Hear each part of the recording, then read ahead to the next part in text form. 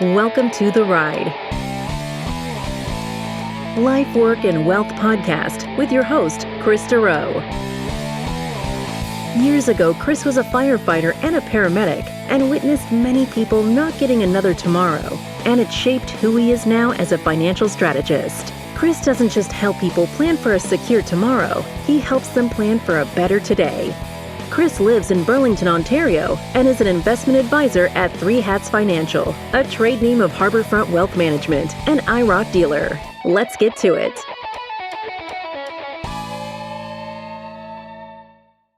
Are you ready for retirement? Kris Dureau of Three Hats Financial has a retirement readiness checklist that may help. I'm Patrice Sikora. Kris, look, I have to admit, I'm looking at the first item on your checklist, and I have to say, I have no answer to it myself. What type of retirement am I choosing? What are my choices here? Yes, well, like anything in life, there is choices. So I'll get to that in a sec. But thanks, Patrice. So I'll get to your question in a moment here. But today I want to talk about creating a retirement checklist. We spoke about this in previous episodes, but obviously deciding to retire is a pretty big decision. Mm-hmm. So like retiring too late, you may not have the energy to enjoy it. You may miss out on a big chunk of your active retirement. Listeners may remember I've always said there's two phases to retirement. There's active and late. So active is when you can do everything, travel, hobbies, fitness, all that stuff. And then late is much later in life when you're not as mobile, not able to travel and all that. So if you retire too late, you might miss a big chunk of the active stage of retirement. Mm-hmm. You retire too early, you could end up in financial trouble if you don't necessarily have a plan, and then that's going to stress you out, and you're not going to enjoy this chapter that you've been working so long to eventually enjoy. So how can you know if you're truly ready to retire? The two most popular times in the year to retire that I see is right before the summer or the Christmas, New Year's time in the year. Those are the two most popular. That kind of makes some sense, though, too. I mean, you see the summer coming, you want to spend time having fun, and then the holidays give you time to think about it and go, all right, I want to be with the family more. Yeah. And it's some people will they're going to retire, but they use up their holidays so they don't have to work Christmas, New Year's, or you have some people that they do want a January 1 official retirement date for taxes. So those summer, the Christmas, New Year's, those are the two most popular ones by far. Because we're getting close to summer months after a very long winter, I just wanted to run through a checklist of 10 points for anyone that may be retiring. Now, these are only some points. Of course, there's many more. I could talk for 3 hours about all the points, but I'm just going to go through 10 main ones today. So a retirement checklist. Well, what is a checklist? Basically what it is, it's a type of job aid used to reduce failure by compensating for potential limits of human memory and attention. It helps us to ensure consistency and completeness in carrying out a task, says Wikipedia. I was going to say, where did you get that? Yeah, that's not my language. You can tell that. But that's just really what a checklist is. My wife, Tina, is crazy about checklists, even to the point her sisters warned me about that in their wedding speech to me and how crazy she is with her checklists. So right. I've got checklists constantly around me everywhere, the house, kids, work, all that. So she loves them, but I do admit they do help. Okay, so let's dive in here and back to your question, Patrice. What type of retirement are you choosing is going to be point one. So under ideal circumstances, there's three choices that you can use to transition away from work. One is a phased retirement. Two is a full retirement. And three is continuing to work in retirement, which I call a great retirement, which we'll get into. Mm-hmm. So phased retirement. Are you going to test the waters first before making the leap and slow down on your hours? Like working from home during this pandemic might be giving some people a small taste of what a phased retirement is like, giving people a bit of a window into, might be a good introduction on what it would be like retiring. So reducing the hours that you're in the office can help you ease you into a new routine where you'll be spending most of your time at home. You also have some flexibility with your schedule, which will allow you and your spouse to start experimenting with shared and separate calendars that will let you both get things done without driving each other nuts. So the pandemic has forced us, all of us, to kind of reassess the people, experiences, and the goals that mean the most to us. So phasing into retirement can kind of help you fine tune your work-life balance as you continue to process everything that's going on right now, how social distancing has affected you professionally and personally. Mm-hmm. So this has been COVID, and the social distancing, working from home, and all of that has been able to give a rare window for some people into how retirement may look before they actually do it. And that's the first choice, is that phased retirement. Now, hold on a second. Suppose your employer says, okay, you can try a phased retirement. You cut back on your hours, but then you find out, I'm not ready for this yet. Are employers likely to say, oh, all right, then come on back full time? Depending on the employer, a lot are, because they don't want to lose the experience and they Mm-hmm. don't want to go through the hassle of finding another employee. So we see those options, especially now with employers being much more open to working from home and online. We're seeing more flexibility than we have in previous years. The next phase would be making the leap, full retirement. You're putting the line in the sand and you're saying that once that date comes, you're retiring. So, like, perhaps being away from your job is making you realize you're too used to doing unfulfilling work for a paycheck that's not making your life any better. And that's a lot of people that are not happy with where they work. Right. So if you've been putting off retirement, the experience of social distancing might have motivated you to stop waiting and start doing as soon as life gets back to normal. And social distancing has created a separation for a lot of people between our sense of self and our jobs that some people might find a little unnerving. And that feeling is very common among new full retirees. Even those who are following a long established plan and retiring wholly on their terms, if you're leaning toward the full retirement right now, you just want to talk to your spouse about how you'd like to reframe your identity and start living a freer and more fulfilling life after work. Patrice, we were just talking about how some people's whole identity is work. Yes. And you can't just, we'll get into this a little bit more, but just jumping right into retirement, that can be pretty tough for a lot of people that have that their whole identity is their career. Right. Well, think about what you say to someone when you meet them. Hi, what do you do? Yeah, exactly. So there's a lot of factors there, but the third phase is what I call gray retirement, which is working in retirement. So even before the coronavirus, more and more seniors were choosing to work after retiring. That's a trend that we've been seeing for the last 10 years. So today, retirees are healthier and more active. Some are working like past 65 because they just simply love what they do and they're just not ready to retire. Others transition to part-time jobs, a completely different job, just to let them explore other interests while even still earning a paycheck.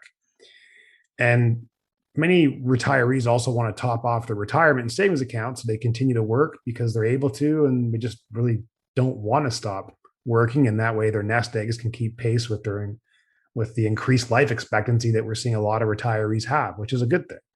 So the interesting thing is coronavirus has kind of accelerated this trend a bit more that we've seen. So while social distancing, many seniors have gained greater proficiency with technologies like Zoom, Skype, Slack, all those things. I've just seen from my own clients, because we have a significant amount of retirees, that their skill set with this has increased because they kind of were forced into it to even just want to talk to their grandkids, their curling club, all kinds of things. Yeah. So what we've seen is those skills have now opened up a whole new world of potential remote jobs for these seniors, including teaching and consulting positions. That's great. Yeah, like I was just speaking to a client of mine the other day. He's a retired professor. He's retired, and he worked his butt off when he was working. And he just told me the other day, which I found really interesting, is he's been retired for about 2 years. And he goes, yeah, I just finished the absolute biggest project consulting job I've ever done. Because it was needed with the times, does research, and it was just all done through technology. So like, he's retired and he worked for a very long time. And here he did just completed one of the biggest jobs he's ever done. Do you see a lot of people saying, this is it, I'm retiring, as you said, that line in the sand, that date, and then a year or two, they come back later and say, I started doing something part-time? Yep. And we go through that. I actually warn them of that. It's usually the 18 to 24 months. I've had some even come back to me. Uh, I'm thinking of a recent doctor, and he came back. He goes, "You told me 18 to 24 months. It's been 10 months." And he goes, I need to do something. He goes, "I'm already through my whole house, my whole to-do list. I've built the shed." He goes, "I've done everything." He goes, so Whoa. You yeah. can come to my house. So when we go through a retirement coaching process with our clients, we have a whole segment on that where we kind of just bring that up because that's very common. Well, what about determining what you're going to need in retirement? I see that's your number 2 note here. Yeah. So I'll just touch real quickly on back that is that once again, retirement doesn't have, so those are your 3 choices. Mm-hmm. And retirement doesn't have to be black and white anymore, meaning it doesn't have to be all or none. It can be gray, meaning you can still choose to work, but under your terms. And just because I've done this a couple hundred times through other clients, I tell people getting close to retirement, I know from dealing with so many retirees that it's a very different environment, even if you're at the same employer, when you're now working under your terms versus theirs. Mm-hmm. So it doesn't have to be black and white like it used to be before. Okay, so yes, back to determining your retirement needs now. Patrice, this is definitely one of the biggest questions people have is when they think about retiring is like, I don't know how much. Sure. Yeah. And you can Google that, and there's so many rules of thumb on this. 4% withdrawal rate, annual retirement income times 25, 70% of your working income, pre-retirement income multiplied by 10 to 14 times. There's all kinds of different ways. Those are generic though. You have to do it specifically to your lifestyle, obviously. So what we do for our clients is go through a cash flow plan. And my first question would be to anyone listening to this that's getting close to retirement is, have you reviewed your cash flow plan? If you've never done one, you need to do that. Got to get on it. This is more than just a budget. Yeah, I don't like the word budget, but cash flow plan is you're basically just looking at what your lifestyle costs right now. And that's also, you can do that every month and it's going to change a bit. You just have to get a general idea, a pretty good idea of what your lifestyle for you and your spouse or as you an individual costs. That's really the first step. So what you can do is go to my website, top right corner, resources. There's a retirement shift worksheet. And what that is that helps first you figure out what expenses will stay the same, what will go up, what will go down, what will go away, or what's going to be new expenses in retirement. You got to figure that out first because your expenses most likely are going to change. And this check sheet just goes through that to kind of help you figure that out. Once you've done that, you can then just scroll down and download it in the same resource section and download my cash flow sheet and now input the values of what your lifestyle will cost you. This will give you an idea of what you will need per year, per month to retire. And then we always recommend, like with our clients, we review this every year. Right. So you're going to put in your monthly expenses and everything else. And then now the income part, you got to write down all the sources of income in retirement, such as CPP, OAS. If you're lucky enough to have an employer pension, great. We just talked about a gray retirement. If you're going to work part-time, you're going to put that income in conservatively. And you're going to add up all the guaranteed sources of income and see what that comes out as. Ideally, you want the guaranteed sources of income I just mentioned to cover your non-discretionary expenses. And if you're lucky, even a good chunk of discretionary expenses. Because that just puts you in a pretty comfortable spot knowing, hey, worst case scenario, my bare essentials are being covered no matter what. Yeah, and I'm okay. Yeah. So once you've added up all the guaranteed income sources of income, is there a gap? How much do you still need? Well, the difference of that needs to come from your portfolio or working part-time. And you now need to figure out what amount is that you're going to need monthly from that sources. And now if you want to take it further, this is getting a little bit more further, but then you take it further by multiplying that amount by your years of average life expectancy, putting a conservative rate of return, inflations and taxes and all that. But this is now why I will touch later on why. Yeah, they need someone like you. That's why. Yeah, at this stage in life, it's really important to have a financial professional to help you go through this. So anyways, that's obviously everyone's number one question. So that's another point. 3 is, do you have an emergency fund? So I don't need to speak long about this. Most people know that it's just extra cash somewhere in case something comes up. So basically, it's a buffer in your savings account or checking account, or you can even have it in your portfolio and a cash or money market type fund just somewhere safe. I suggest keeping it away from your main banking account. So as your checking account, as I tell people, as your family's operating account. You don't want to have it commingled there because it's easy to dip into that. So Right. it's better if it's Yeah. somewhere else. But you want it in cash? Yes, for that. Yes, because it's meant, this is the thing is that you don't want ridiculous amounts of money sitting in cash because obviously it could be doing other things for you. But you want, experts say, anywhere between 3 to 6 months of your monthly expenses. Okay. Just having that buffer there for unexpected expenses or emergencies. And retirees, I'm not so much worried about them not having much there. I run into more of the problem where they have too much and it makes them feel very comfy having that there. And they like looking every day. Yeah. And it just sits there, especially with this last year. It's been a big problem because retirees, a lot of them are just getting the same money monthly, right? Pensions, everything else. Right. And they're like, it just keeps building, but we can't spend it. And a high interest savings account or a GIC is paying next to nothing because of the interest rates. So it's, I call like dead money just sitting there. So you don't want to have too much there. And that's where like 3 to 6 months of roughly your monthly expenses after doing your cash flow form, you'll know what that is kind of a good enough buffer there. Okay. All right. So 4, debt. In an ideal world, we'd all love to retire without any debt. Since your income is likely to decrease and any fixed payments will start to take up a larger share of that, of your expenses. So if you're nearing retirement, it's time to obviously, well, it's always a time to take a look at your debt, Right. Especially because interest rates are so low that you want to take advantage of that and get this paid off before they start to creep up. Statistics Canada has said 1 in 3 retirees hold some form of debt. And we've seen this firsthand over the last decade. We're just seeing more retirees with mortgages and debt than we've ever seen before. A decade ago, it was just more rare to see it, especially a mortgage. I just didn't see that much. Is that because people have been refinancing their homes? Refinancing their homes. Another contributor to it, which is also very different, is the adult children. Helping them out more, which 10 years ago we didn't see as much. To get them to get their adult children into houses and help them out, they're kind of like, well, they're going to get this anyways. So when we pass away, I see them struggling now. I want to help them now, and that's definitely contributed to this. So with debt, first thing you need to do is take an inventory of all your debt.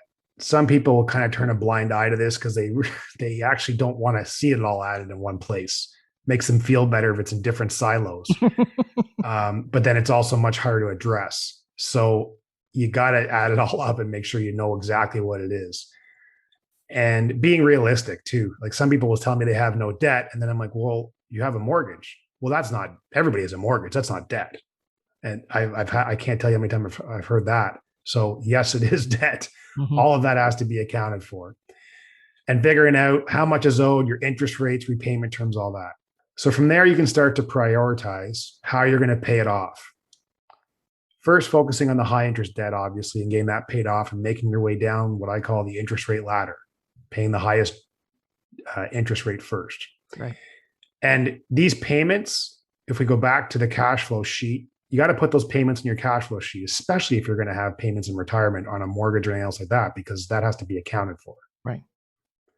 I'm really a fan of simplifying the debt and just putting it, like if you have multiple debts, putting them into a low interest rate home equity line of credit if possible. Yeah, just consolidating everything so you know you have that payment and that payment alone. Yeah, because when it comes to money, the more simpler you make it, the better. And doing that can definitely help. Now, the risk is you pay off credit cards, all this stuff with your line of credit. You don't want to now start racking the credit cards back up because now you're no further ahead. And that was going to be my next question. You know, that's what people do. Yeah. So obviously you want to avoid that. If there's multiple credit cards, like I could talk for a whole show on debt, obviously, but if there's multiple credit cards, go down to one. Always think with your money simple. The simpler it is, the easier it is, and the better it'll be for you. So if you have multiple credit cards, go down to one. If you have a balance, who cares what they're giving you? I don't care if they're giving you points, travel points, does not matter. If you carry a balance in your credit card, you should have a low interest rate credit card. And a lot of people don't even really know that it even exists, but you can Google that. And basically, a low interest rate credit card is not paying the 21%. If you're getting points, you're paying close to 21% on your credit card for interest rates. Who cares if you're getting these points, but you're carrying a balance at 21% all the time? All right, then the next point that we're looking at here, changing your accumulation portfolio to a retirement income portfolio. Now, we've talked about this in previous episodes, but it is an important mindset. Tell me about this. Yeah. So for these people getting close to retirement, you've been investing obviously for years. Now you're getting closer to retirement. Well, you can't use the same tool for a different job. You wouldn't do that in other aspects of your life. So the portfolio you've been using to build your retirement funds can't be the same portfolio you're going to use to provide income in retirement. The tool must be aligned with the task at hand. Right. So now if you figured out what your retirement needs are, as discussed in point number 2, figuring out what your cash flow plan and everything else, you will know how much you're going to need from the portfolio. So let's just say it's, I don't know, approximately $30,000 a year. Mm-hmm.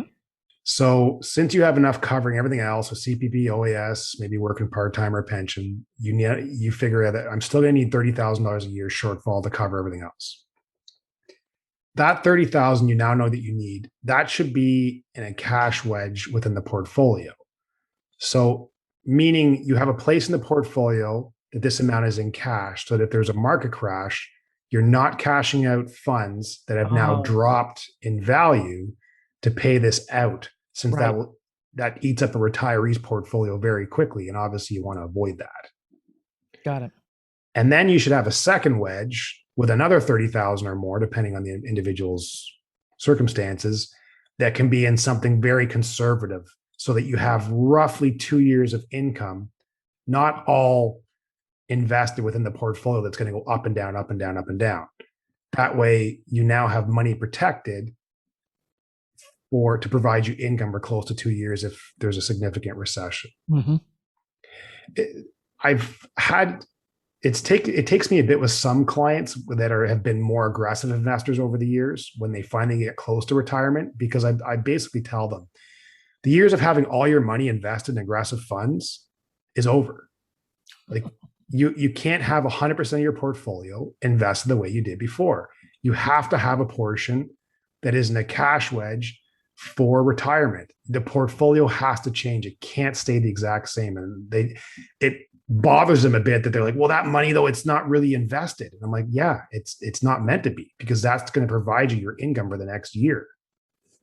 So once again, it's just protection to avoid them draining down the portfolio faster than necessary, because with these retirees, this is their paycheck. And if they don't all have the options like we did last year, when especially March, when everything started going down, some retirees don't have the options to say, you know what, shut everything down. I don't need anything from my portfolio.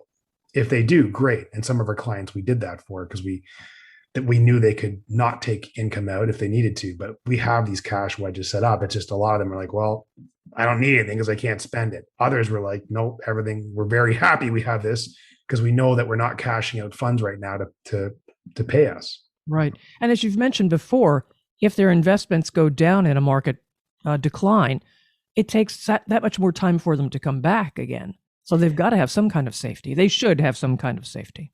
Yeah, it's just you can't have the same portfolio that you have been accumulating getting close to retirement. Right. That's like basically trying to play hockey with a baseball bat.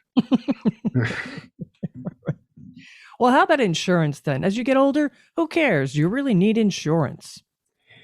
Yeah, so insurance, you're going to want to make sure that you're obviously covered adequately for your situation. And old age comes with its own particular needs, and you should consider this. So life insurance, do you need new coverage, or can you convert a current policy in place so it becomes a permanent policy? Because a lot of people have term life insurance, which just means it covers you for a certain duration and expires.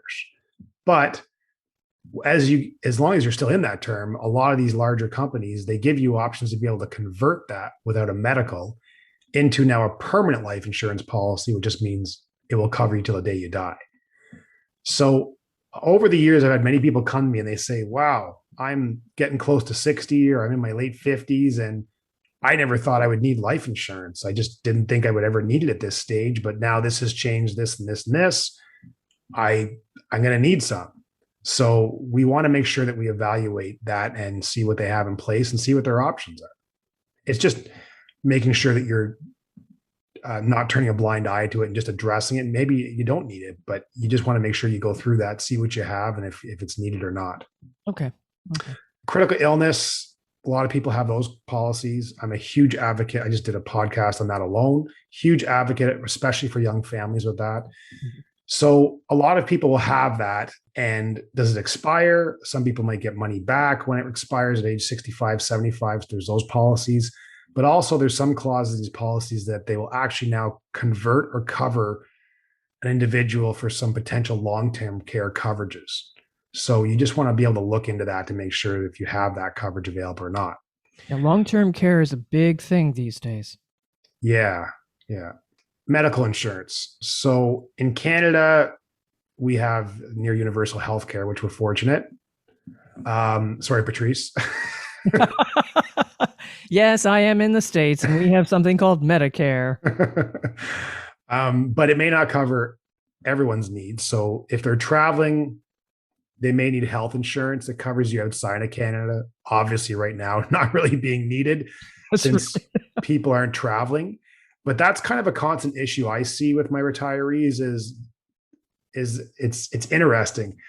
Finally, they've retired. They have the time. They have the money. They're ready to travel. But then, oh crap, I never thought that my health would screw me over in my options.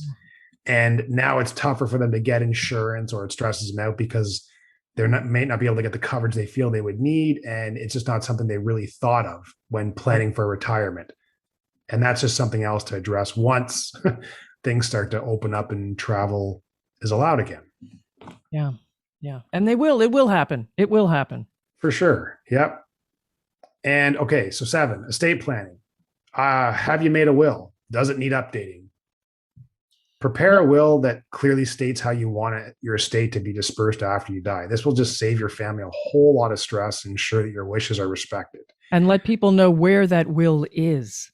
100%. And we addressed that. I don't know if you remember in my episode number 6, why everybody needs a will. So if somebody wants to listen to this in depth, hopefully after listening to that episode, it scares you enough to get it done. And you'll hear a point that is not addressed and you'll be like, okay, I know I've been procrastinating on this. I really need to get this done. Right. And you're making a very good point here. A lot of these issues you have addressed in other podcasts. So folks, make sure you go back and you listen to Kris's other episodes of The Ride, Life, Work, and Wealth. You can do it by just subscribing, but we'll get to that later. And I'm sorry, let's get back into here. I just want people to know that, yes, these have been covered in depth. So they're great places to go. Yeah, no, exactly. Back with the estate planning too, you want to get a power of attorney, which is going to give a person you trust the power to manage your finances and make decisions on your behalf if you're incapable of doing so. And there's less excuses now to get this done. Like it's just weird seeing it over my career, how people just procrastinate like crazy on getting these done. It's just the awkward conversations, I guess, of talking about death. And young parents, one of the biggest, toughest ones is who's going to take the kids if we're both gone? Because someone will be like, there's no way your mother's getting it. And there's forget my sister. There's no way I wouldn't trust her with my pet rock and all this. I'm not talking, Amber, I'm not talking about you, my sister. I'm using examples. I just want to clarify that. Yeah. So anyways, there's many options now to get this done, and long gone are the days of traveling back and forth to the lawyer's office because you can just simply get this done online quick and efficiently. So, okay, moving along here. 8, the non-financial planning component of the checklist is basically talking about identity and purpose. Now, if you've been listening to this show, you know I've talked about a lot about the mental side of retiring, and I feel this is quite overlooked, especially in Canada. Usually when it comes to retiring, it's all about the accounts and the amounts. Right. And what you really need to ask is, you know what you're retiring from, but you know what you're retiring to. And how do you envision your retirement? All 62 and 65-year-olds, just to pick random ages, are not created equal. And when it comes to retirement, many people have a different idea on what the retirement should look like. Everyone is wired uniquely in what is the most important to them in this phase of life. So it's not necessarily natural for someone just to dive right from full-time work into a full-time leisure. Right. That's a huge shift. But people just think, whatever, I'll just retire at this date and start enjoying retirement. There needs to be a plan and assessment on what an individual wants in retirement so that they have a clear picture on what they're retiring to. And I did a whole episode on, speaking about other episodes, the qualitative part of retiring, which is episode 15 on how to retire well, part 1. And then part 2 is on the quantitative part of retiring well, and that's episode 16. So I recommend people listen to both that are getting close to retirement. And those episodes, I'm basically going over these points just in a heck of a lot more detail. Yeah. All right. 9, when to put your checklist together and go over it. So you can start this as early as 10 years out, since there'll be points here that are applicable today for that individual. And you can do this if you're planning to retire next month, or maybe you're already even in retirement. You could still use these. Obviously, doing it further out before retirement is more ideal, but not every retirement's planned. And that's what a lot of people forget. Like Statistics Canada has said that over 30% of people that retire do so because of health issues or let go by an employer or a situation that is not controllable by them.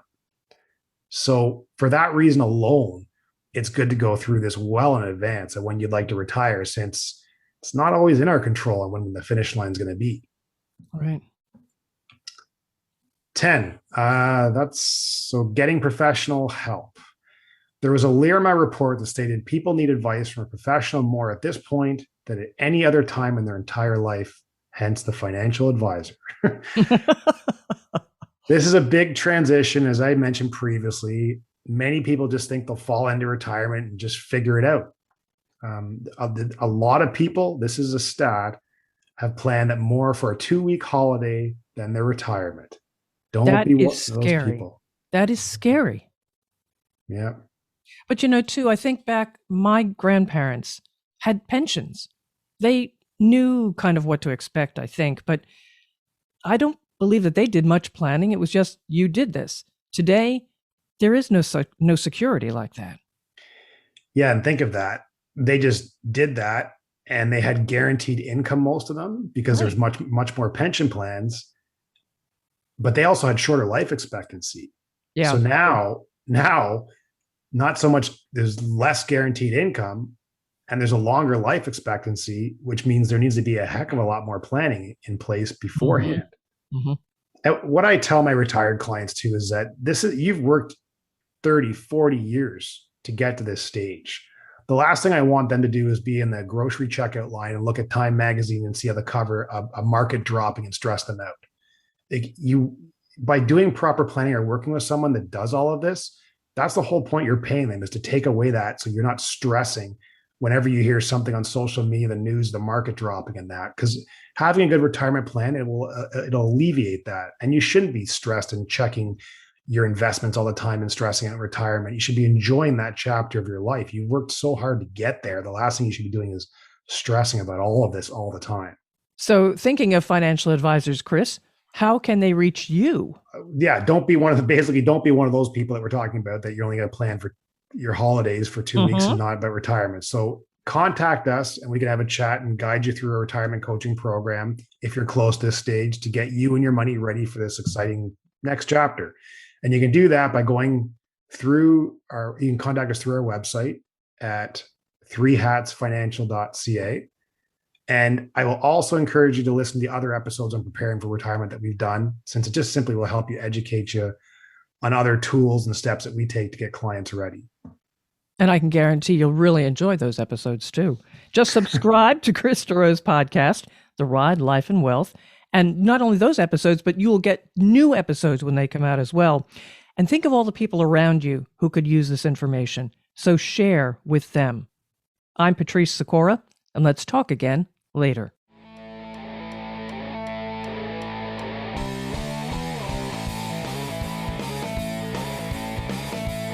Thank you for listening to The Ride, Life, Work, and Wealth podcast. Click the subscribe button below to be notified when new episodes become available. All comments are of a general nature and should not be relied upon as individual advice. The views and opinions expressed in this commentary may not necessarily reflect those of Harborfront Wealth Management. While every attempt is made to ensure accuracy, facts and figures are not guaranteed. The content is not intended to be a substitute for professional investing or tax advice. Please seek advice from your accountant regarding anything raised in the content of the podcast regarding your individual tax situation. Always seek the advice of your financial advisor or other qualified financial service provider with any questions you may have regarding your investment planning.